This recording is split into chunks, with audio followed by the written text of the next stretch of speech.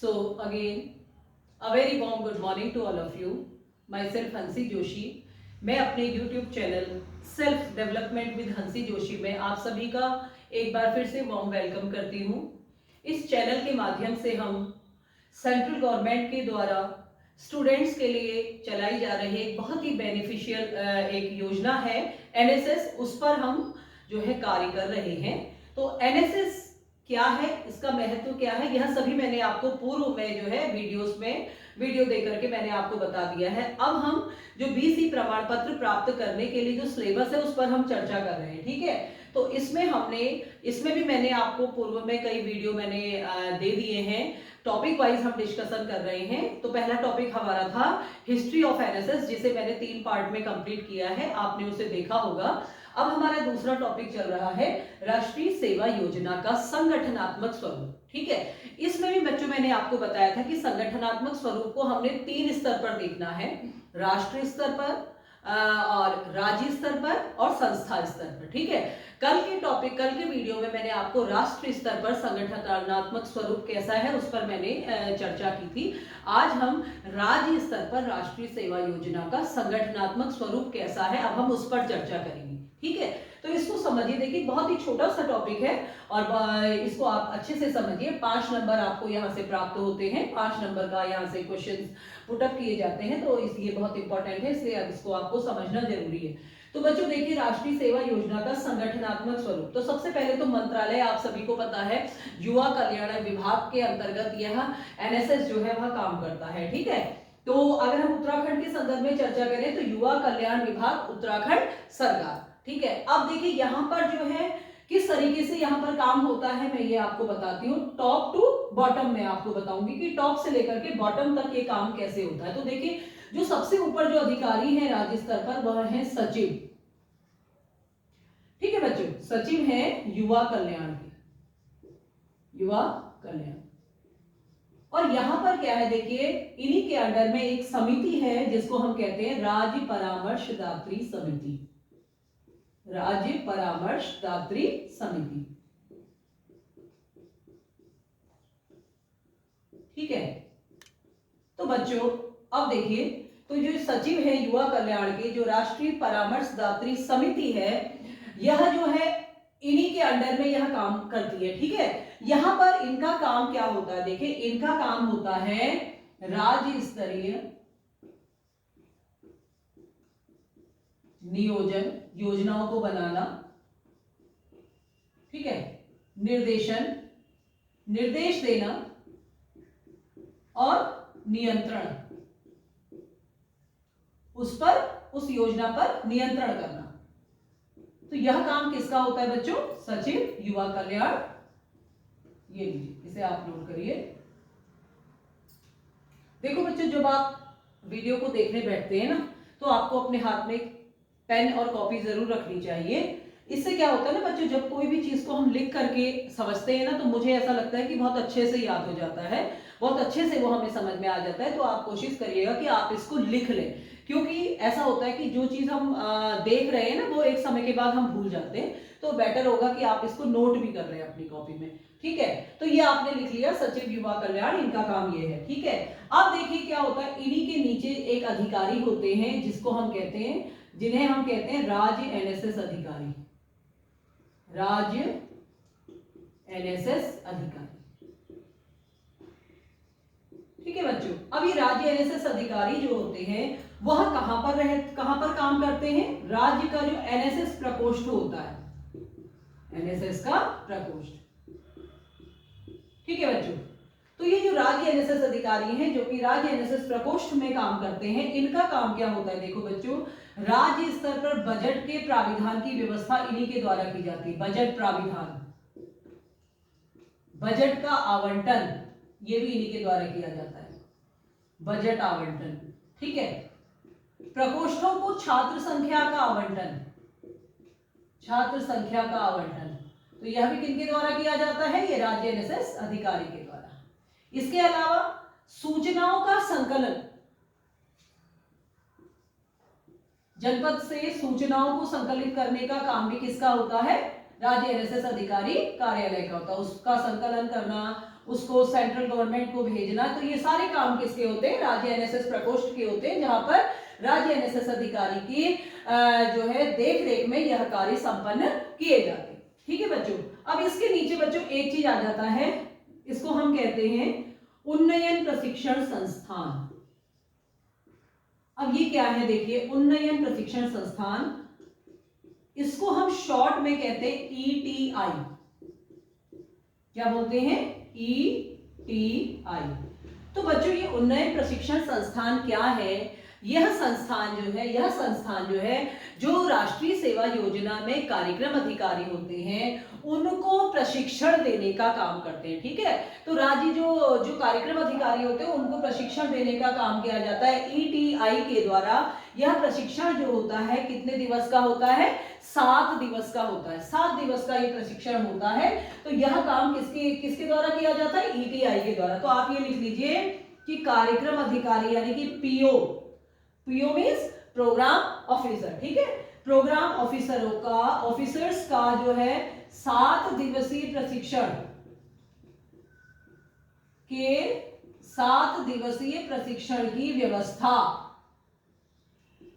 ये किसके द्वारा की जाती है? ईटीआई के द्वारा की जाती है। ठीक है, अब आ जाइए इसके बाद क्या है देखिए, तो ईटीआई तक हो गया।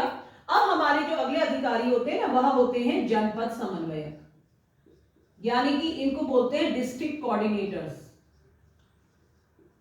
तो बच्चों ये जनपद समन्वयक क्या है देखिए, हर जनपद में, हर राज्य के हर जनपद में जो है एनएसएस अच्छे ढंग से संचालित हो, अच्छे ढंग से सूचनाएं जो है राज्य सरकार से जो है जनपद तक आए और कार्यक्रम जो है भली भांति संपन्न हो सके, इसके लिए हर जनपद में जो है जनपद समन्वयक की व्यवस्था की गई है। तो ये जनपद समन्वय क्या होते हैं बच्चों? इनका काम क्या होता है? राज्य स्तर से जो भी सूचनाएं आती हैं उन सूचनाओं को कार्यक्रम अधिकारियों तक पहुंचाना और कार्यक्रमों का जनपद स्तर पर संचालन करना। इसके अलावा जनपद स्तर की जो भी सूचनाएं होती है उनका संकलन करके उसको आगे भेजना, यानी कि एनएसएस प्रकोष्ठ को भेजने का काम भी किसका होता है? जनपद समन्वयक का होता है। ठीक है, तो यहाँ पर आप लिख लीजिए जनपद स्तर पर कार्यक्रमों का संचालन, स्तर पर कार्यक्रमों का संचालन एवं सूचनाओं का संचालन।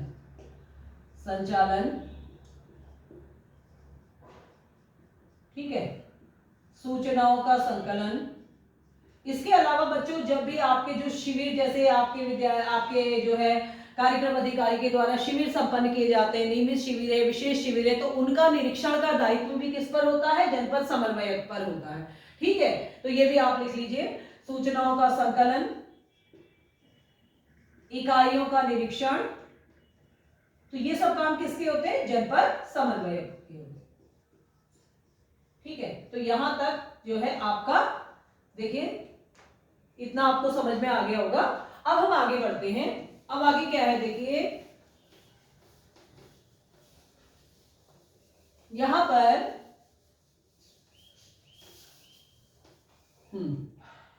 देखिए जो अब अगले जो अधिकारी है वह कौन है? विश्वविद्यालय एवं प्राविधिक शिक्षा। अभी मैंने आपको बताया था कि प्राविधिक शिक्षा में भी जो है एनएसएस, अब एनएसएस वहां पर भी चलाई जा रही है, तो प्राविधिक शिक्षा। तो बेटा यहां पर कौन होते हैं? यहां पर होते हैं कुलपति। ठीक है, और माध्यमिक शिक्षा में कौन होते हैं? हर प्रकोष्ठ में अपर निदेशक। ठीक है, अपर निदेशक। तो बच्चों इनका भी क्या काम होता है देखिए, अब इनका क्या काम होता है? जब राज्य एनएसएस प्रकोष्ठ से जब हमें बजट का आवंटन होता है या छात्र संख्या का आवंटन होता है, तब वह डायरेक्ट कार्यक्रम अधिकारी के पास नहीं आता या डायरेक्ट जनपद समन्वयक के पास नहीं आता है। ठीक है, तो वह पहले कहां पर जाता है? वह जाता है, अगर माध्यमिक शिक्षा की बात करें तो अपर निदेशक कार्यालय में जो एनएसएस प्रकोष्ठ है वहां पर जाएगा। कुलपति कार्यालय में भी जो एनएसएस का प्रकोष्ठ है वहां पर जाएगा वो। ठीक है, वहां पर वो पैसा जाएगा। तो आप यहां पर ऐसा लिख लीजिए कि शासकीय निर्देशों के अनुसार, चलिए यहां पे लिखा देती हूं, देखिए शासकीय निर्देशों के अनुसार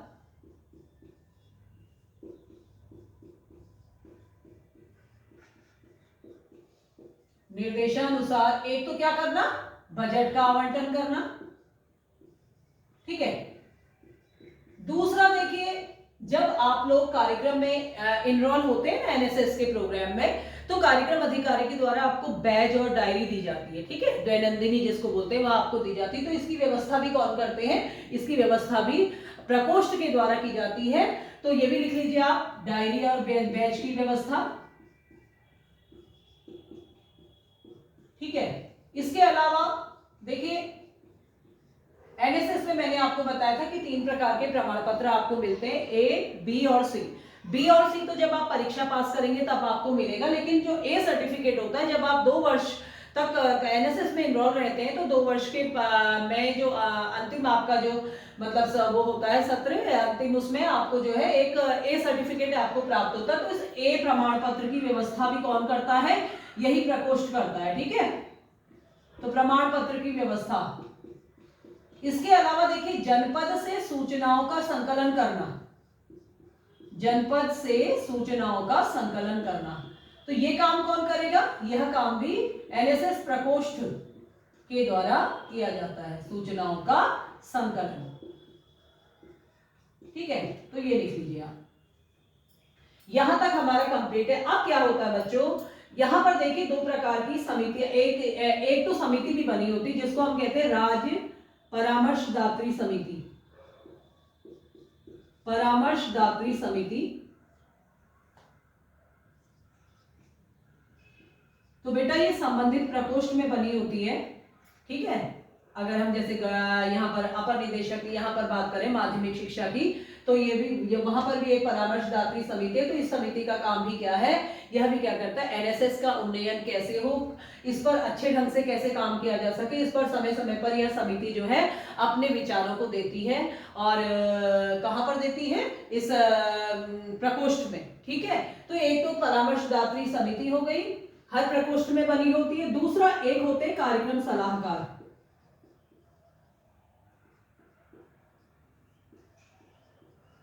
ठीक है ना।